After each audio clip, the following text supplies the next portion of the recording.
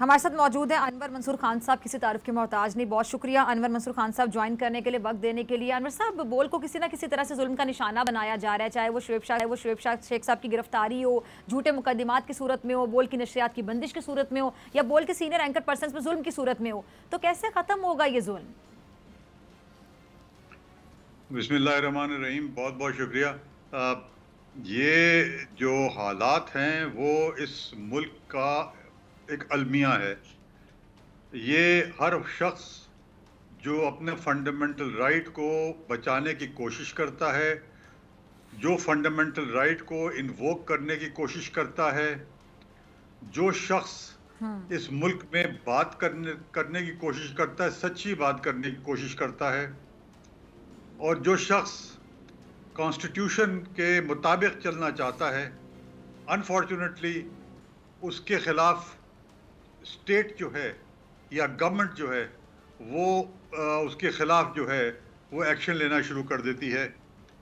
और ये एक बड़ा क्रूशल एस्पेक्ट है इसका, और जाहिर है कि जब ये क्रूशल एस्पेक्ट है तो उस सूरत में हमें कोर्टों की तरफ ही देखना पड़ता है। मुश्किल है, मगर इसके अलावा कोई और चारा है नहीं। कॉन्स्टिट्यूशन के अंदर बहुत वाज़े तौर पर लिखा है कि फ्रीडम ऑफ एक्सप्रेशन होगा। कॉन्स्टिट्यूशन में ये बड़े वाज़े तौर पर लिखा है किसी शख्स को अरेस्ट नहीं किया जाएगा बगैर किसी वजह के। कॉन्स्टिट्यूशन में कैटेगोरिकली लिखा है कि मीडिया जो है आज़ाद रहेगी। ये सब चीज़ें कॉन्स्टिट्यूशन के अंदर लिखी हुई हैं एज अ फंडामेंटल राइट, और चूंकि ये फंडामेंटल राइट है इसलिए वो शख्स जो है वो अपने फंडामेंटल राइट को बचाता है, और गवर्नमेंट जो है वो अनफॉर्चुनेटली अपने आप को बचाने के चक्कर में वो दूसरों के फंडामेंटल राइट को कुचल देती है। ठीक है, ठीक है। अनवर साहब, जैसे कि मैंने इंट्रो में भी बताया था कि बोल के आगाज से जो जालिम की जुल्म की कहानी है बोल के साथ चली आ रही है, और हमेशा हक बातिल पर गालिब आया है। ये जुल्म कैसे रुकेगा, क्या देखते हैं आप? देखिए, इसके लड़े बगैर इसको नहीं आपको कर सकते, और आपको लड़ना पड़ेगा। इसका और कोई तरीका है नहीं। गवर्नमेंट के खिलाफ हमारा मुद्दा बड़ा वाज़े है कि आप हम ज्यादती कर रहे हैं और जुल्म कर रहे हैं, और चूंकि आप ज्यादती और जुल्म कर रहे हैं इसलिए हम जो हैं उसको बर्दाश्त नहीं करेंगे। बोलना पड़ेगा, बोल को मुस्तकिल बोलना पड़ेगा, और इसके अलावा कोई और चारा नहीं। अच्छा अनवर साहब, एक और चीज़, झूठे जाली बेबुनियाद मुकदमात बनाना, फिर उन पर गिरफ्तारियां करना, फिर जमानतों पर रिहाई मिल जाना, लेकिन मुकदमात का चलता रहना, जुल्म का जारी रहना, ये इंसाफ है? नहीं, ये इंसाफ नहीं है। इंसाफ वो है जो कानून में दिया हुआ है।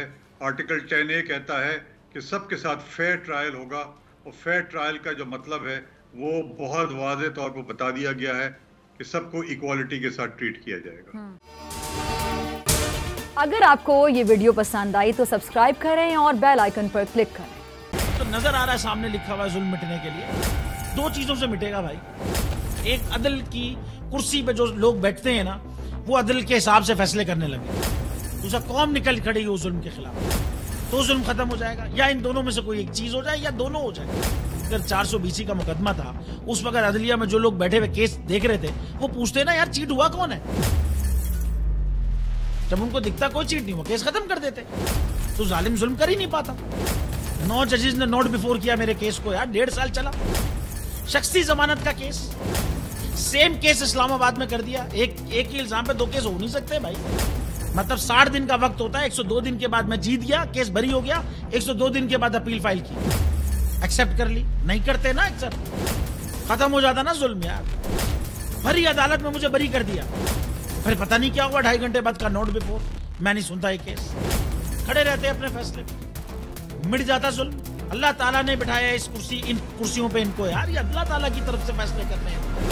तो या तो ये फैसले आएंगे, जुल्म मिट जाएगा, या कौम खड़ी हो जाएगी जुल्म के खिलाफ।